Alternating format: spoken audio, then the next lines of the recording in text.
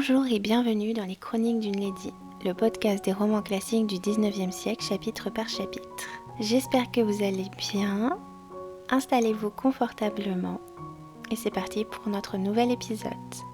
Rappel des chapitres précédents. Dans le chapitre 46, Willoughby fait une visite surprise à Elinor car il a besoin de lui parler et de lui révéler toute la vérité et de s'excuser auprès d'Elinor et surtout de Marianne. Il lui avoue qu'il avait prévu de demander la main de Marianne car il est éperdument amoureux d'elle, mais que Madame Smith, sa parente, a appris la terrible histoire concernant Eliza et lui demande de l'épouser pour réparer ses torts. Mais celui-ci refuse, donc Madame Smith le déshérite et l'expulse de chez elle. Il décide, après conseil d'un ami, d'épouser Mademoiselle Gray pour sa fortune et de se faire haïr de Marianne pour qu'elle l'oublie rapidement et facilement. Avec cette histoire et son déshéritage, il ne pouvait plus demander la main de Marianne. Il demande à Elinor d'avouer tout cela à Marianne et qu'il l'aime toujours et à jamais. Dans le chapitre 47, Madame Dashwood vient d'arriver à Cleveland en compagnie du colonel Brandon qui était venu la chercher. Elle est heureuse de retrouver sa fille Marianne saine et sauve. Madame Dashwood confie à Elinor que le colonel Brandon lui a révélé qu'il était toujours profondément amoureux de Marianne pendant leur voyage. Et son plus grand bonheur serait de lui donner la main de sa fille. Raison et sentiment, chapitre 48. La maladie de Marianne, quoique très violente, n'avait pas été assez longue pour retarder sa convalescence. Sa jeunesse, sa force naturelle et la présence de sa mère la rendirent bientôt capable d'être levée chaque jour plus longtemps. Et le 5e jour après l'arrivée de Madame Dashwood, elle se sentit la force de descendre au salon, appuyée sur sa bonne sœur. Il lui tardait, dit-elle, de revoir le colonel et de le remercier d'avoir été chercher sa mère. Dès qu'elle fut établie dans un bon fauteuil, on le fit demander. L'émotion du colonel lorsqu'il entra fut très visible. Il s'approcha d'elle et en la voyant pâle, abattue, les yeux languissants, sa physionomie s'altéra au point qu'Elinor conjectura qu'il y avait quelque chose de plus que son affection pour Marianne. Une si forte expression de douleur se répandit sur les traits du colonel. Un soupir si profond s'échappa de son cœur qu'Elinor comprit tout ce qui s'y passait et que les scènes douloureuses de la maladie et de la mort d'Eliza se retraçaient à sa mémoire. 2 ou 3 jours après, Marianne avait acquis assez de force pour se promener devant la maison, appuyée sur le colonel. Marianne était impatiente de quitter Cleveland et de retourner à la chaumière. Ce désir devint si vif que Madame Dashwood, qui ne pouvait rien lui refuser, y céda. D'ailleurs, elle souhaitait aussi dans le fond de retourner chez elle et de retrouver sa petite Margaret. Mais ce désir était combattu par celui qu'elle avait que sa fille s'attachât au colonel en vivant journellement avec lui. « Les choses sont en bon train, disait-elle à Elinor. C'est toujours son bras qu'elle prend pour se promener. Maman, il est ici le seul homme, répondit Elinor. Et moi je vous dis que bientôt il sera en effet le seul pour Marianne. Mais enfin, à présent, elle veut retourner à sa chaumière et c'est très naturel. Il ne restera pas longtemps sans y venir. Le soir même, la proposition de partir fut faite. Le colonel était également attendu à Delafort pour les réparations du presbytère, mais s'était laissé persuader facilement que sa présence était nécessaire à Cleveland tant que Madame Dashwood y serait. Tout fut donc arrangé pour leur départ, qui devait avoir lieu le surlendemain. Le colonel exigea qu'il prisse son carrosse qui était plus grand et plus commode, et Madame Dashwood y consentit en espérant que ce serait bientôt celui de sa fille. Mais de son côté, elle lui fit promettre que dans 15 jours ou 3 semaines au plus, il tendrait les visiter à la chaumière. Le moment de la séparation arriva, et ce ne fut pas sans attendrissement de tous les côtés. Marianne ne croyait pas pouvoir assez témoigner de regret et de reconnaissance à Madame Jennings. Elle prit congé du colonel Brandon avec la cordialité d'une amie et d'une sœur. Il était obligé d'attendre le retour de la voiture, et Madame Jennings ne voulut pas le laisser seul. La voiture revint 3 jours après, avec l'agréable nouvelle que ce voyage s'était très bien passé, et que la convalescente n'était pas très fatiguée. Le surlendemain, Madame Jennings et sa Betty partirent pour Londres, où les Palmer étaient retournés, et le colonel, tout solitaire et tout pensif, prit le chemin de Delafort. Marianne fut très heureuse de retrouver sa chaumière.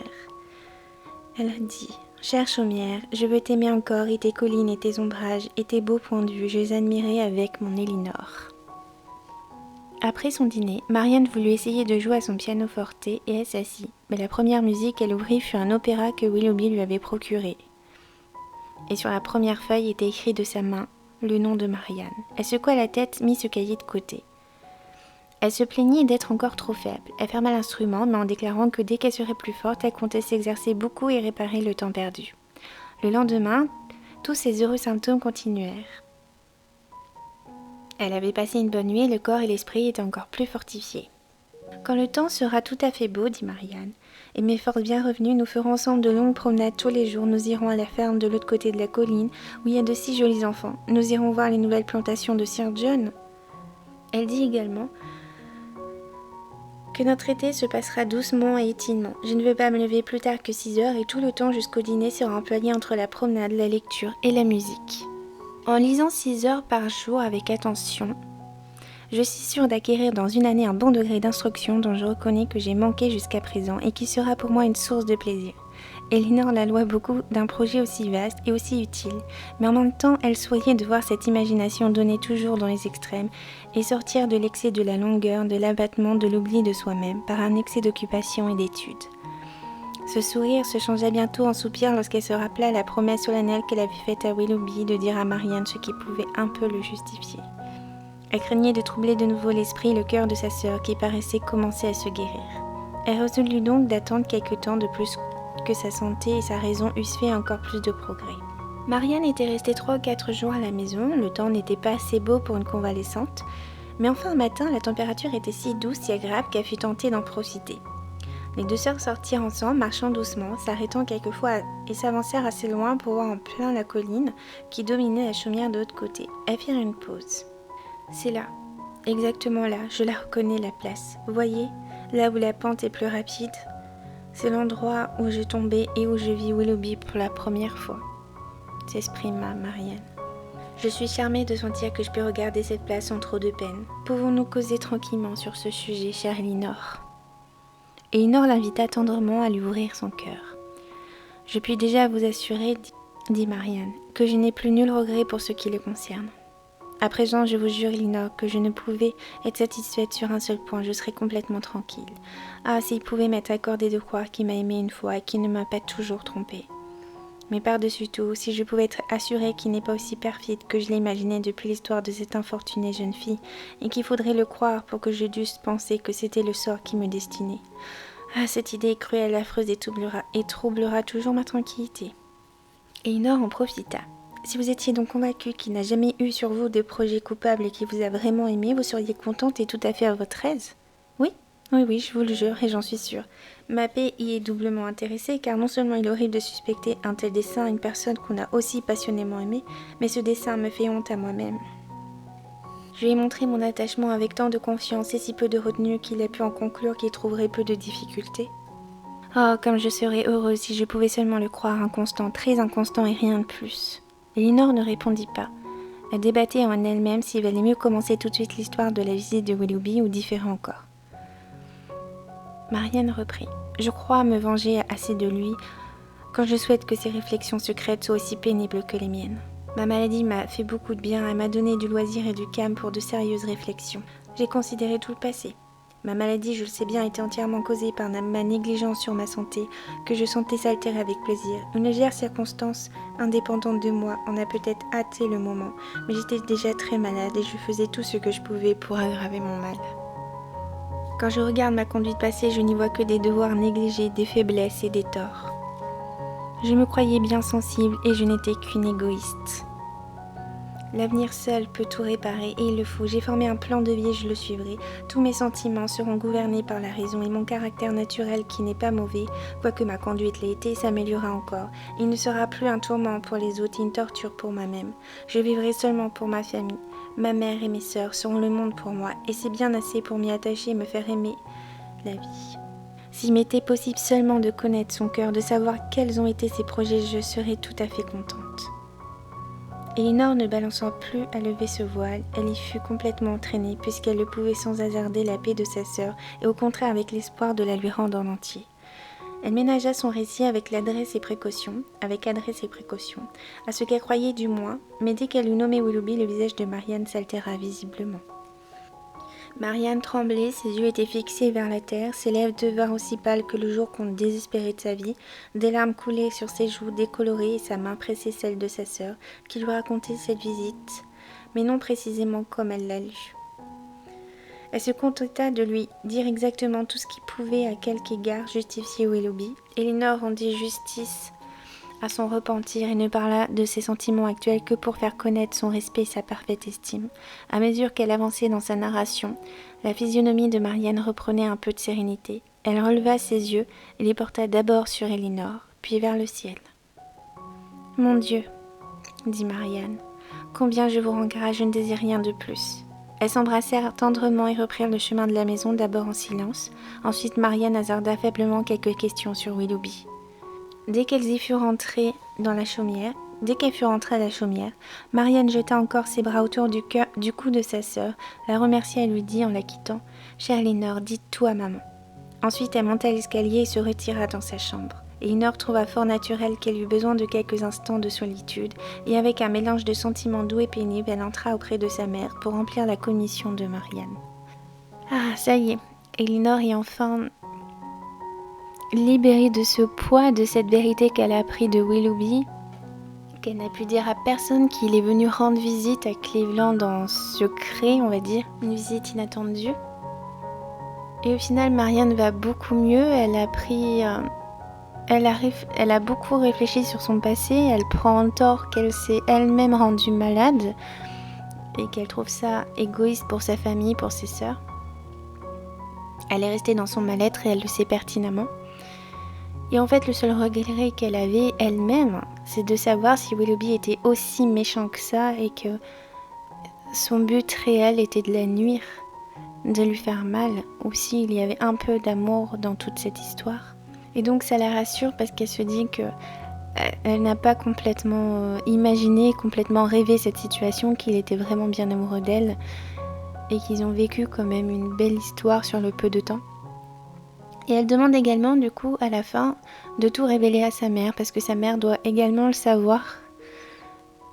On se rend compte que toutes les trois elles se disent tout, qu'il n'y a pas de secret et ce qui est tout à fait normal de lui expliquer. Raison et sentiment. Chapitre 49. Madame Dashwood n'entendit pas sans émotion l'apologie de son premier favori. Elle se réjouit de ce qu'il était justifié du plus grand de ses torts, celui d'avoir eu le projet de séduire Marianne. Fâchée de son malheur, elle voudrait apprendre qu'il fut heureux. Mais le passé ne pouvait s'oublier. Elinor se contenta donc de déclarer la simple vérité, de rendre justice aux intentions de Willoughby, au fond de son caractère, mais sans le moindre de ces embellissements romanesques qui excitent la sensibilité et qui montent et égarent l'imagination. Dans la soirée, quand ils furent réunis, Marianne commença à parler de lui. « Ce qu'Elinor m'a dit ce matin a été pour moi une grande consolation. J'ai entendu exactement ce que je désirais entendre. Je suis actuellement parfaitement satisfaite et je ne voudrais rien changer. Je n'aurais jamais été heureuse avec lui. Quand tôt ou tard j'aurais su ce que je sais à présent, je n'aurais plus eu pour lui ni estime ni confiance. Il n'y aurait plus eu de sympathie avec mes sentiments. » « Je le sais, j'en suis sûre, s'écria Madame Dashwood. Heureuse avec un homme sans principe, avec un libertin séducteur, avec celui qui a si fort injurié notre plus cher ami, le meilleur des êtres humains. Marianne eût pris un peu son parti. Je ne voudrais rien changer, je ne voudrais pas qu'il fût trop malheureux, pauvre Willoughby, privé à jamais de tout bonheur domestique. Je crains fort d'Elinor, qui n'en eût été privée par quelque femme qui l'eût épousée, et même avec vous, Marianne, ou du moins bien sûrement, vous n'auriez joui vous-même d'aucun bonheur. Son goût pour la dépense joint à votre inexpérience et à une générosité qui vous est naturelle, aurait consumé vos très minces revenus et vous aurait jeté dans des inquiétudes et des angoisses d'un autre genre, mais non moins cruelles que celles que vous avez éprouvées. Elinor s'arrêta. Elle désirait lui démontrer que ce bonheur était impossible. Marianne l'avait écouté attentivement. Son regard exprimait l'étonnement le plus profond. Jamais encore elle n'avait envisagé Willoughby sous ce point de vue. Marianne répéta. « Égoïste ? Lui égoïste ? Est-ce que vous le pensez réellement ?» Sa conduite, reprit Elinor, du commencement à la fin était basée sur le plus parfait égoïsme. C'est l'égoïsme qui lui fit différer l'aveu de son attachement pour vous. Ses propres jouissances, son bien-être personnel me paraissent toujours avoir été sa règle et son principe. À présent, il regrette de ne s'être pas conduit autrement. Et pourquoi le regrette-t-il ? Parce qu'il trouve qu'il a manqué son but et qu'il n'a pas rendu sa vie heureuse comme il l'espérait. Sa situation quant à la fortune est meilleure. De ce côté, il n'est point en souffrance. Il s'affiche seulement de ce que sa femme n'a pas un caractère aussi aimable que le vôtre. Mais suit-il de là que s'il vous avait épousé, il eût été plus heureux ? Il se serait plaint alors de n'être pas plus riche et sans doute il aurait trouvé qu'un bon revenu, une bonne maison, de beaux chevaux sont aussi nécessaires au bonheur domestique qu'une femme qu'une femme aimable. Je n'en ai aucun doute, dit Marianne, et je n'ai rien à regretter que ma propre folie. Dites plutôt l'imprudence de votre mère, ma chère enfant, dit Madame Dashwood. C'était à moi de vous guider, et j'ai été sous le charme au moins autant que vous-même. Elinor continua. Tout le malheur de Willoughby vient de son indigne conduite avec Eliza Williams. C'est ce qui lui a fait perdre l'estime, l'amitié et la fortune de Madame Smith. Sans cela, il aurait pu vous épouser et être riche. Madame Dashwood leur raconta à cette occasion que non seulement cette dame persistait dans son indignation contre Willoughby, mais que son mariage, tout brillant qu'il fût, l'avait beaucoup augmenté, et qu'elle n'y voyait que de l'obstination dans le crime, un moyen de se soustraire entièrement à la réparation qu'elle en exigeait, et une profanation positive du sacrement du mariage en épousant par un sordide intérêt une femme mondaine et qu'il n'aimait pas. Résolue donc à punir le coupable déjà dans ce monde, sans pardon et sans rémission, elle avait fait venir chez elle une parente éloignée nommée Madame Summers et son fils, et les avait déclarés ses héritiers. Son testament était déjà fait et déposé chez un homme de loi, raconta Madame Dashwood. Marianne, après cet entretien, reprit non pas de la gaieté, mais plus de sérénité. Margaret revint, et ce fut un grand plaisir. La famille de la Chaumière fut encore une fois réunie, et leur vie douce et paisible recommença tout comme avant que leur cœur eussent été si vivement agités. Marianne exécuta avec courage le plan qu'elle s'était tracé d'études et de lectures suivies. Elle fit aussi les longues promenades qu'elle avait méditées, mais avec Margaret ou Elinor, sans plus chercher la solitude. Elles rencontrèrent plusieurs fois dans leur excursion la parente et future héritière de Madame Smith. Les demoiselles Dashwood trouvèrent qu'elle méritait toutes les éloges que le vicaire en avait fait à leur mère. Elle était jeune et jolie, ou plutôt agréable. Elle était simple, modeste, timide. Mais lorsqu'elle fut familiarisée avec ses nouvelles connaissances, elle parla bien et avec un son de voix très doux. Elles auraient voulu l'engager à venir à la Chaumière, mais elle ne quittait Madame Smith que pour des quarts d'heure pendant son sommeil. Elinor commençait à s'impatienter de ne rien savoir d'Édouard. Elle n'en avait pas entendu parler depuis qu'elle avait quitté Londres. Elle ignorait s'il était consacré, s'il était marié. Ni Madame Jenny ni son frère à qui elle écrivait quelquefois ne lui en parlaient. Dans une première lettre qu'elle avait reçue de Madame Dashwood, il y avait cette phrase qui avait été écrite. « Nous ne savons rien de notre infortuné Édouard, et nous ne pouvons faire aucune enquête sur un sujet prohibé dans notre famille. Mais de ce silence même, nous concluons qu'il est encore à Oxford. » Thomas, leur domestique, fut envoyé un matin à Exeter pour faire des commissions. Il revint au moment du dîner, et tout en les servant, il rendit compte à ses maîtresses des affaires dont il avait été chargé. Il leur dit « Je suppose que vous savez, mesdames, que M. Ferrars est marié avec la plus jeune des demoiselles Steele, mademoiselle Lucie. » Marianne tressaillit et tourna les yeux vers Elinor qui pâlit excessivement. Quoique très troublée encore, ces dernières avaient repris un peu de courage et commençaient à questionner Thomas. Mais sa mère s'en chargea pour elle, et elle en fut bien aise. « Qui vous a dit que M. Ferrars était marié, Thomas ?» demanda Madame Dashwood. « J'ai vu M. Ferrars moi-même, madame, ce matin à Exeter et sa dame aussi. » Elle m'a reconnue et m'a appelée et s'est informée de vous, madame, et de vos jeunes demoiselles, principalement de mademoiselle Marianne. Elle m'a chargée de vous faire ses compliments à toutes les trois et ceux de monsieur Ferrars, et de vous dire combien ils étaient fâchés de n'avoir pas eu le temps de vous voir, mais qu'ils étaient très pressés d'aller plus loin. Je ne sais où d'ailleurs. Qu'ils y resteraient quelque temps, mais à leur retour, ils viendraient bien sûrement vous visiter. Mais vous a-t-elle dit qu'elle était mariée, Thomas ? Oui, madame. Et comme je la nommais mademoiselle Steele, elle sourit et me dit qu'elle avait changé de nom depuis que je ne l'avais vue. Et son mari était dans la chaise avec elle, dites-vous ? Oui, madame, je l'ai vu appuyé comme cela sur la portière, mais il ne m'a rien dit. Il n'est pas comme sa femme, il n'aime pas à causer. Le cœur d'Elinor pouvait aisément comprendre qu'Édouard n'eut rien à dire à Thomas. Est-ce qu'il n'y avait personne d'autre dans la chaise ? Non, madame. Savez-vous d'où il venait ? Il venait de Londres, à ce que Madame Ferrars, veux-je dire, m'a fait l'honneur de m'apprendre. Elle m'a bien promis, m'a ordonné de vous promettre de sa part et de celle de son mari, qui vous reverrez bientôt. Elinor souriait, mais avec un peu d'amertume, elle reconnut Lucie tout entière dans ce message, car elle était bien sûre qu'Édouard ne pouvait désirer la voir. « Ils vont sans doute chez leur oncle Pratt », dit Elinor à voix basse à sa mère. Madame Dashwood reposa une question. « Les avez-vous vus partir ?» demanda-t-elle encore. « Non, madame. » Monsieur Ferrars avait-il l'air bien portant ? Oui, madame, comme à l'ordinaire. Je ne l'ai pas, il est vrai, beaucoup regardé, mais madame Ferrars est à merveille. C'est une très jeune et très belle dame. Elle voyait un chapeau noir tout garni de plumes et un bel habit de voyage qui lui allait très bien. Ah, qu'elle a l'air heureuse et contente d'être mariée, celle-là. Madame Dashwood ne demanda plus rien. Et Thomas desservit la table.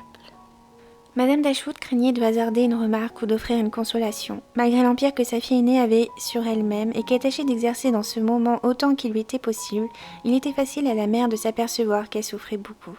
Elle vit alors que cette intéressante jeune personne s'était efforcée en parlant de son chagrin, d'en adoucir l'impression pour ne pas ajouter à celui de sa mère.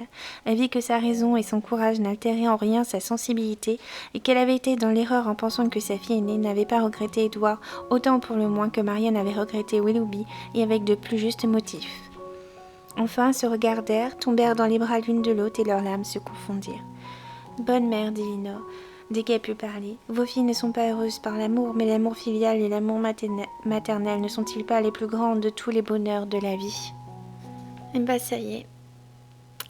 Monsieur Ferrars a épousé Mademoiselle Steele. C'est officiel, ils l'apprennent par leur domestique. On peut comprendre qu'Elinor a envie de pleurer en apprenant cette nouvelle parce qu'au fond d'elle-même, elle aime toujours Édouard et je pense qu'elle espérait qu'il y ait un retournement de situation et là, il faut qu'elle se fasse une raison.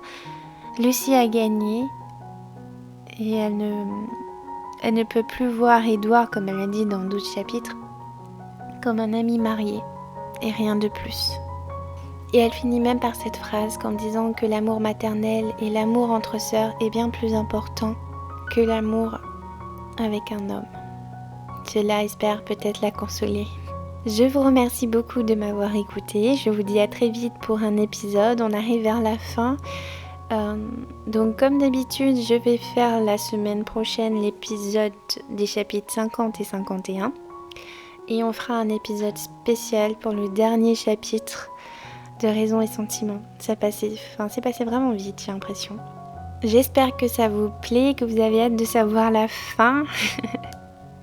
J'espère toujours qu'Elinor va trouver enfin un homme pour elle qui saura la combler. On verra bien dans les chapitres suivants. Je vous dis à très vite pour les prochains épisodes. Passez une très belle semaine. À bientôt.